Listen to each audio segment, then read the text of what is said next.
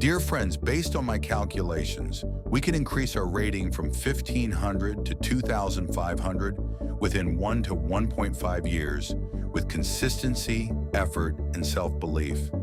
This journey requires dedication, but it is absolutely achievable. I hope you will join me on this chess journey.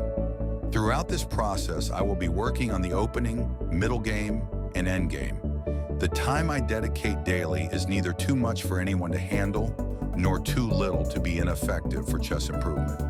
My daily schedule will be as follows. 1 hour of opening study. I have some prior experience in this area. 2 hours of studying middle game tactics and strategy books. 2 hours of in-game study. At the end of the week, I will review everything I've learned. To track this journey, I have created a new Lichess account with an initial rating of 1,500, and our goal is to reach 2,500 in 1 to 1.5 years.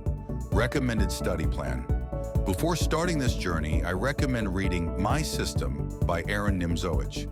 The first book I will study, and I suggest you do as well, is Boost Your Chess 1 by Artur Yusupov. This book has 24 chapters, and my plan is to cover 5 chapters per week.